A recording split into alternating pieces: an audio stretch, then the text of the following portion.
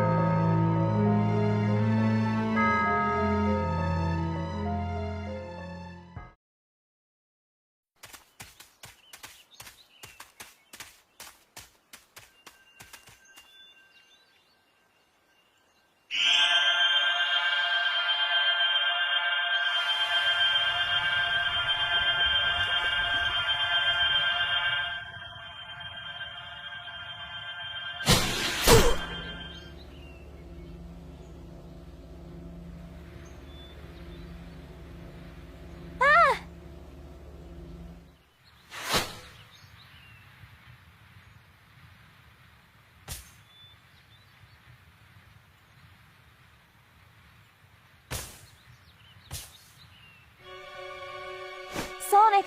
Sonic!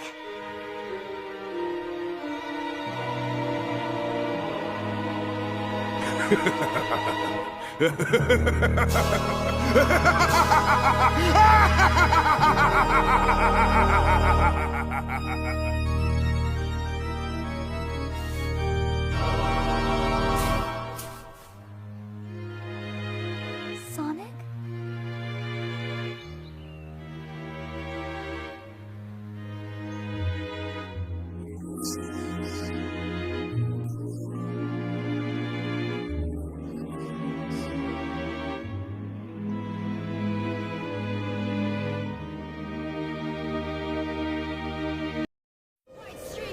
But no stress now. Trade out the guys looking like a mess now. Driving off the tracks, but I'm back and I've seen hell, but this is a bit more my style. I'm alive, I'm revived, I survived. You surprised? Gonna cry about it? You should see the other guy. I'm returned and I've waited my turn. A decade of time to make everything mine. This is my sunrise, this is my dawn. This is what I've waited for all along. All of this time, all this is mine. Mine, mine, mine, mine. Shut up and listen, cause I'm back.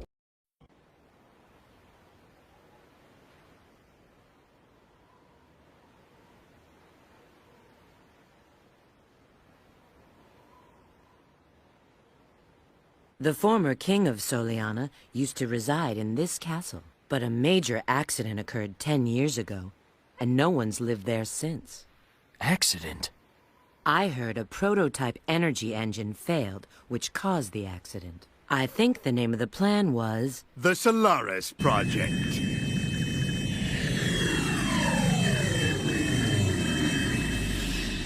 It was an ambitious project, named after their eternal sun god. Doctor! It's been a while, my dear Rouge. And of course, Shadow. Now, if you'd be so kind as to hand back the Scepter of Darkness you took from me.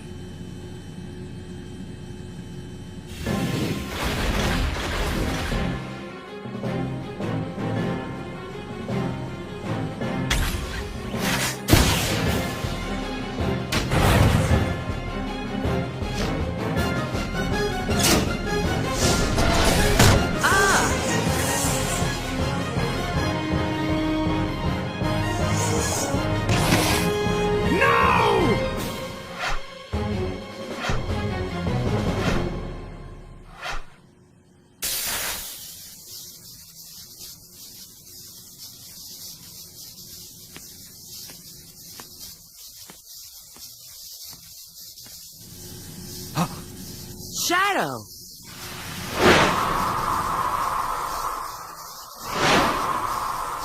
It's no use! Pull back! Pull back! Pull back!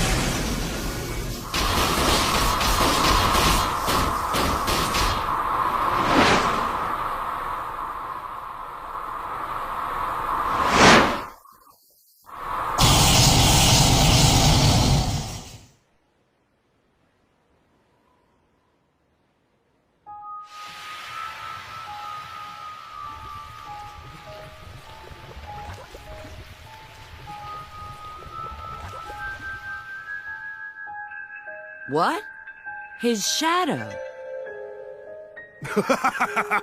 Oh, how ironic fate can be. I would never have believed I would be resurrected through your shade. I thank you, Shadow the Hedgehog.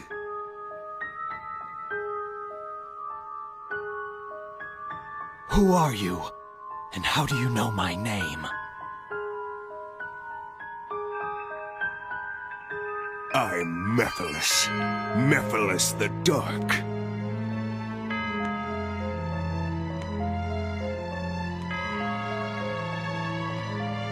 What?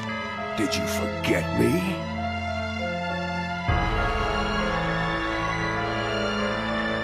I owe much to you, Shadow. Oh, yes. What you gave to me, I now return to you. A one-way ticket to oblivion.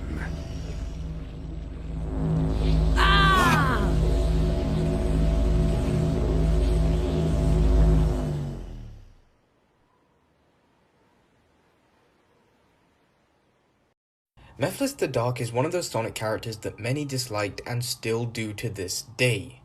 But in recent years, more and more people have actually looked back at Mephiles, saying that he was a good villain. No, a great villain. And I 100% agree with that statement. I've always had a soft spot for this character, and for this game for that matter, and so I wanted to dive deeper into analyzing his character. I briefly spoke about him in my video analyzing Shadow, but now the spotlight will be passed solely to Mephiles so that I can show why I think that Mephiles is actually a way better villain than people give him credit for. With that said, let's not waste any more time and jump straight into it. To truly understand Mephiles and his character, we must first answer the question, who or what is Mephiles? What's his origin? Where does he come from?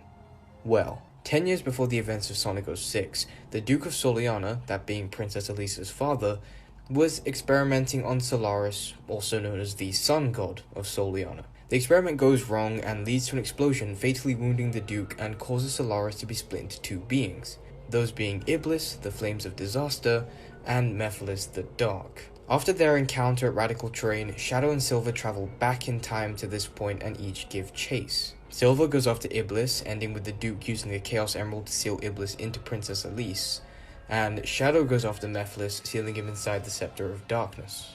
10 years later, Mephiles was released accidentally during an encounter between Shadow and Eggman near the beginning of Shadow's story. So that is more or less the origin of Mephiles. He is one half of a literal god that was formed from a failed science experiment. But let's just take a look at the design of Mephiles before we move into his presence in the story. Having his base form be a semi-reflection of Shadow is genius, not just for story purposes, but for thematic purposes.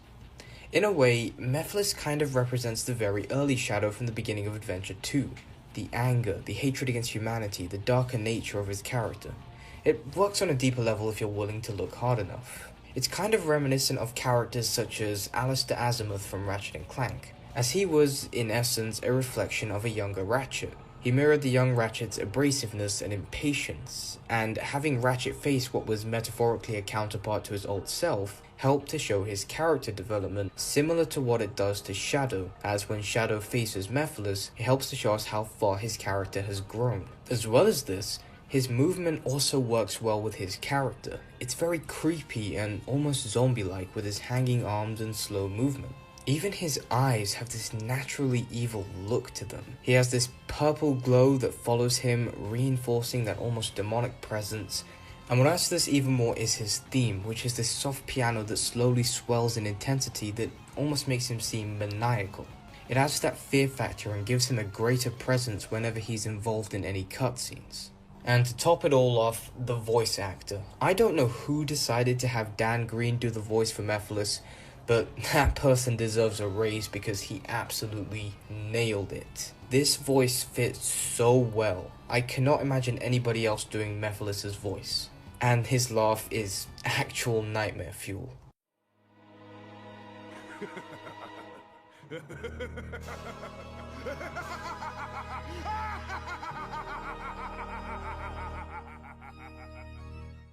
Now, many people have problems with the story in 06, and I can see why. I'm not saying 06 has a perfect story by any means. I know it has problems, and I'm able to identify those problems. But what I haven't ever been able to understand is the hatred towards Mephiles. I believe it stems from a misunderstanding of the character, and not that he's just poorly written. The biggest criticism that people say is that Mephiles is just an idiot. You see, his goal is to rejoin with Iblis once again to form Solaris. In the current timeline where a majority of this game takes place, Iblis is sealed in Elise, as previously mentioned, meaning that Iblis must be freed first, and there are two ways of doing this, either to kill Elise, or to make her cry. Oh yeah, I probably should have mentioned that if she cries, Iblis will be released. Mephiles plans to release Iblis via the latter method, and so instigates a plan involving Silver, who he tricks into killing Sonic by saying that Sonic is the reason why the future is destroyed, giving him the name the Iblis Trigger. Mephiles knows that Elise will become very attached to Sonic, so the death of Sonic would cause her to cry, releasing Iblis, who he can then join with to form Solaris. Now, that's quite the complicated plan, but the reason people think it's stupid is not because of how complicated it is, but because Mephiles has the power to time travel at will. So people often ask, why is he doing all this complicated shit when he could just travel in time and kill Elise or kill Sonic? Or even travel to a point in time where he can just merge with Iblis at an earlier stage? Well, I can't say it's a reason to do with time travel affecting the state of the universe, because one of the issues with the story in 06 is that there's no established rules for time travel. So we can just assume that Mephiles should be able to get away with all this. But my explanation as to why Mephiles chooses this complicated plan is just because he's that dark and sadistic and evil. He would do all this just because he can. He would trick a naive hedgehog in the future to travel back in time to kill someone random to him just to break the heart of Elise in order to release Iblis, just because he likes to torture people. He is cunning, he is smart, and he relishes in the suffering of others. He could, if he wanted to, just kill everyone. He has that power, but he doesn't. He likes getting into people's heads and breaking them from the inside out. Even when his plan fails and Silver doesn't kill Sonic, he shows just how cold and ruthless of a villain he can be by traveling back in time and killing Sonic. He actually just casually murders Sonic and laughs it off, knowing that he's won. He made Elise cry. And for those of you asking why he didn't just kill Elise, it's cause that isn't the smart decision in this scenario. Like I said before, Mephiles is smart. He knows that one of the only beings that could potentially stop Solaris is Sonic, so by killing him, he prevents this measure and, as well as that, gets to relish in Elise's despair. His victory here is twofold. Also, he's the only villain to have actually succeeded in killing Sonic. Think about it, every Sonic death other than this one was a fake out. But here, he killed Sonic in a matter of seconds because he just has the power to do so. I think what I also enjoy about his character here is that he doesn't have a motive for all this. He has a goal, but no big reason as for why he wants to achieve that goal. Yes, there's a difference between a goal and a motive, go and look it up. He doesn't have a deep backstory that many can empathize with like antagonists such as Gerald Robotnik. He's purely doing this because he enjoys seeing destruction. To quote Alfred, "Some men just want to watch the world burn." Much like the Joker from that film, he is just an agent of chaos. He enjoys hurting people and breaking them.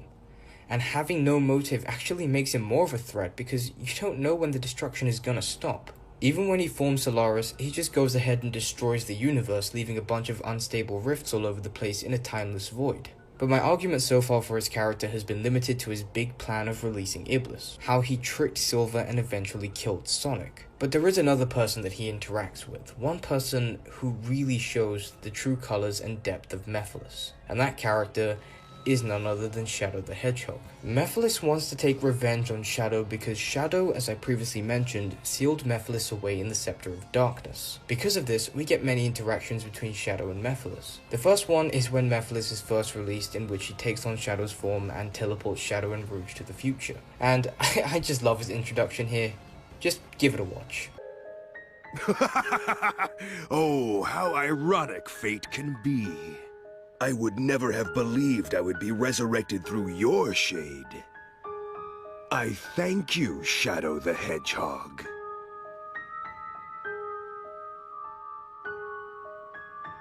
Who are you? And how do you know my name? I'm Mephiles. Mephiles the Dark.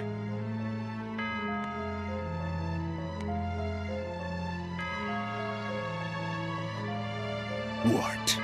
Did you forget me?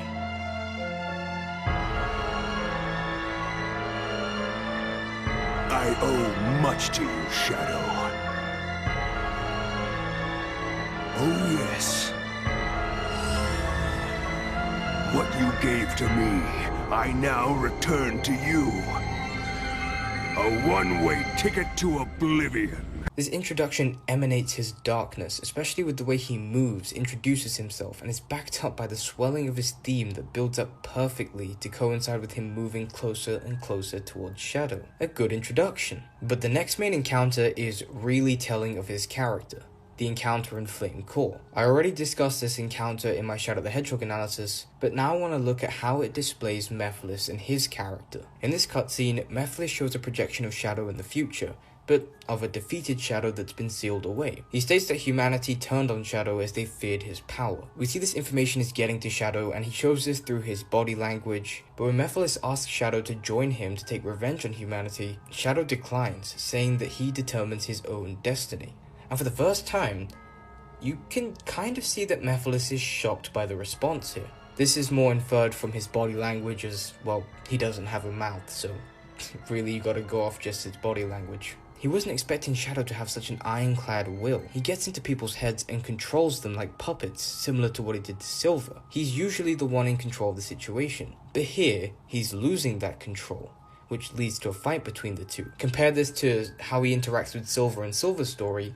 In every single cutscene, Mephiles is always in control. Mephiles just tells Silver what to do, and Silver goes and does it. It's only when Silver begins to question whether it's right to murder someone for the sake of a good future, does he stop taking the word of Mephiles. So Mephiles pretty much always had control. But here you see what Mephiles has to resort to when he loses control. He ends up fighting Shadow in this situation, and it kind of makes sense, because if you look at Silver's story, Silver and Mephiles encounter many times, but they don't actually fight. Mephiles and Sonic don't encounter in Sonic's story. It's only in Shadow's story where they actually fight, and you have two boss battles with Mephiles. But after this first fight is concluded, we see that Mephiles is still in control.